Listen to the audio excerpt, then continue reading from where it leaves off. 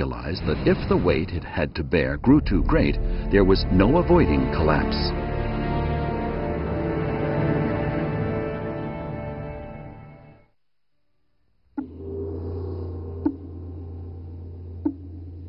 So the work faltered. But then the designers discovered that a pagoda added extra support to the grotto ceiling.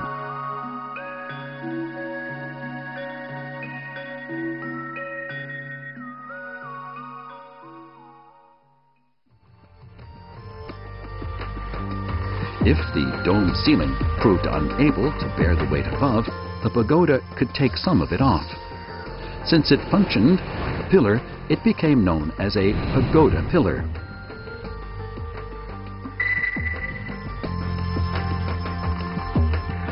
The dome ceiling would disperse some of the weight and would then convey the excess down to the ground through the pagoda. Thus, it would receive protection from various sources.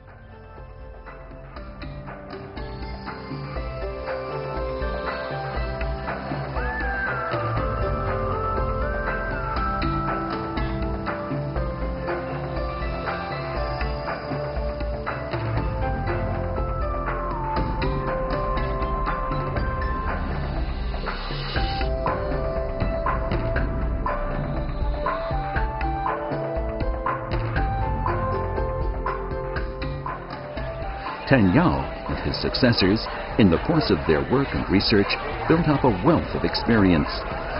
The dome ceiling and pagoda pillars, since they guaranteed a safe environment inside the grottos, offered a freer platform for the designers to give full rein to their creative imagination.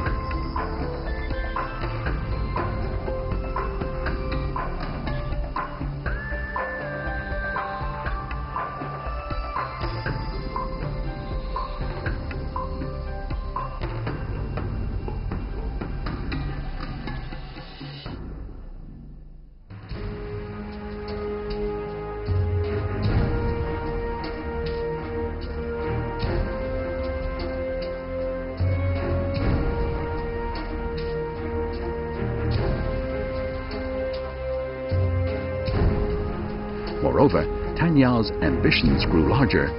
He was convinced that he now had the conditions for creating a statue of the Buddha in an unprecedented scale. So, he commissioned a giant standing statue of the Buddha in Grotto number 19.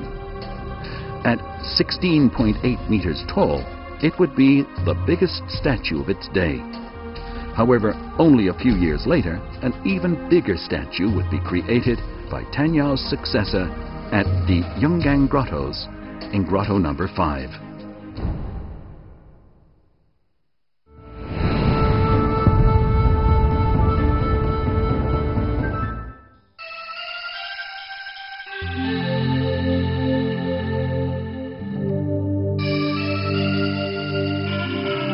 Visitors, having passed through the 20-meter-tall, 4-story wooden structure outside the grotto and then the antechamber, reach the back chamber.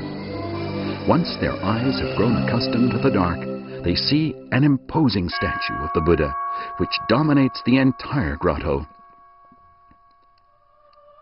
At more than 17 meters tall, it is the biggest statue at the Yungang Gottoes. On each side of the main statue, 2 smaller ones with smiling faces stand beneath sacred fig trees.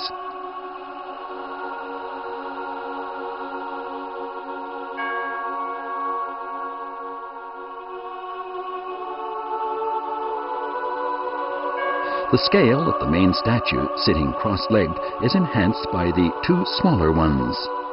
Its face has tapering eyebrows, a prominent nose, and a kindly countenance.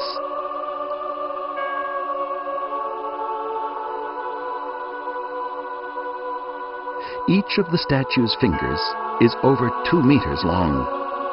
Its gigantic feet provide standing room for 11 people. A single knee can hold 120 people. The Yuan dynasty poet Wang Du described the statue as reaching as high as the sky, surveying everything below in the world. Designers, in achieving such a remarkable visual impact, undoubtedly had to tackle some major engineering challenges.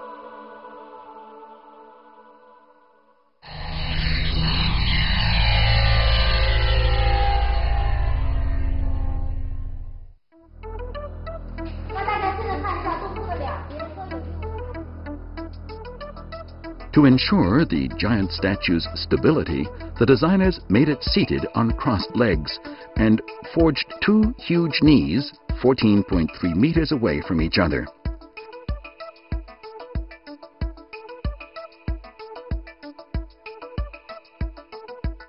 Thus, the statue forms a triangle. The legs are the base, so the wider the knees are apart, the greater the stability. The triangular structure is the key that keeps the main body erect. The same principle was applied in all the large statues in the Yungang Gottoes, with one exception.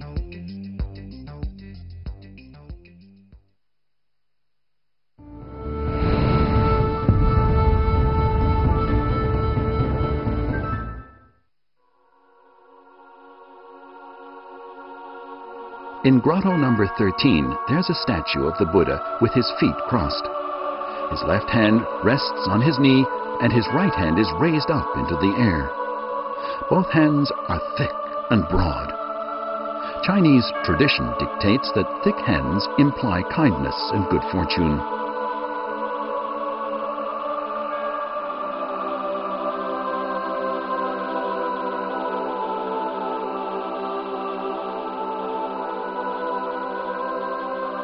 With his gaze fixed directly ahead, the statue has an air of solemnity. The statue is surrounded by numerous niches, housing small statues that appear to be listening to the Buddha preaching.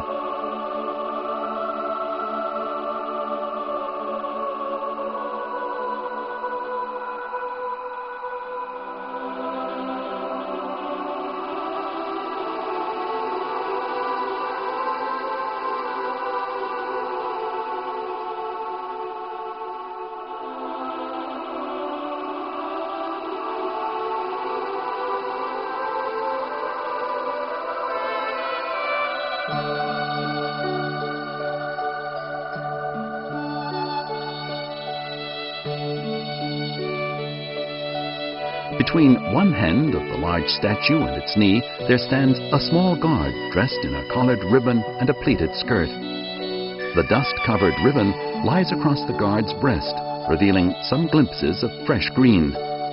Even the pleats and the skirt can be perceived with careful observation.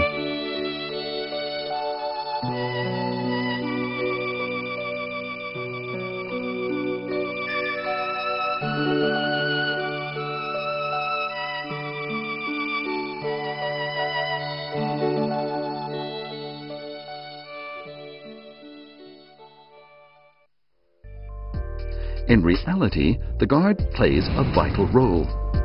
It bears the weight of the great arm. The guard itself has 4 arms.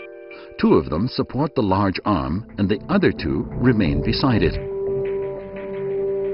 Judging by the density of the rock, we can say that the great arm weighs about 400 kilos.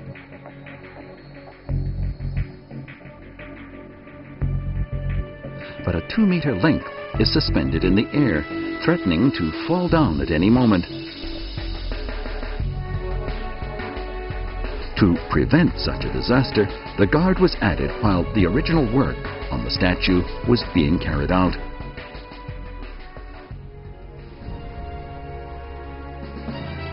But can it really carry the weight of a 400-kilogram arm?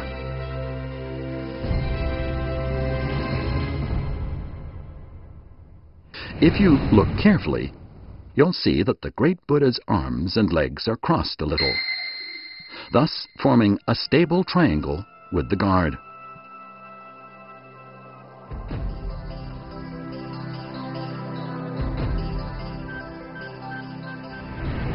The weight of the great arm, which would otherwise have rested wholly on the guard, is thus partially shifted to the leg.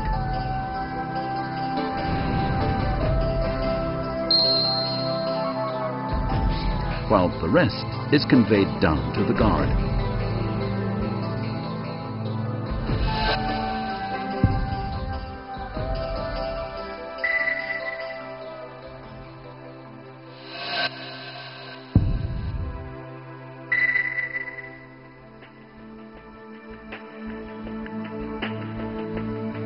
Moreover, the guard isn't standing vertically to the knee, but is resting on the slant of its pleated skirt, a position that reduces the gravitational effect on it.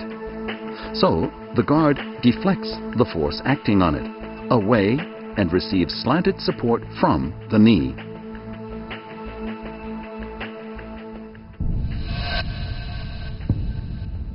As for the guard's own weight, 3 balanced forces are acting upon it, and instead of actually bearing this burden, it redistributes it. Without the guard, the imbalance of forces would undoubtedly have caused devastating problems.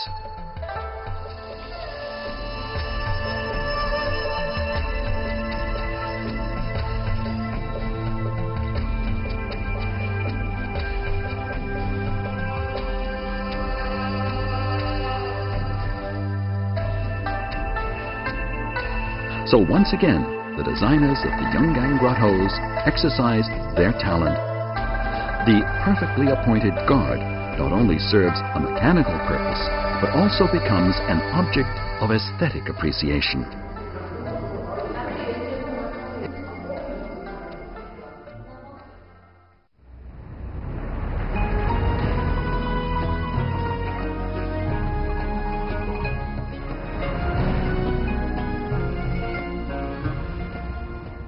Over 1,500 years have passed.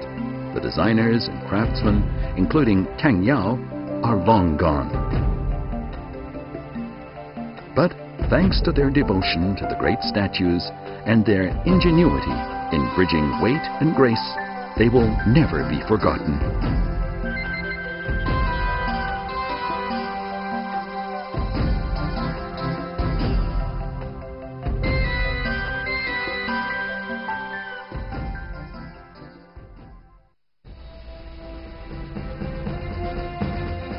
Yungang Grottoes brought about the first flowering of Buddhist grotto art in China. Subsequently, many other designers and craftsmen were inspired to give free rein to their imagination, and they produced numerous miracles, including the Magao Grottoes, Longmen Grottoes, and Meijishan Grottoes.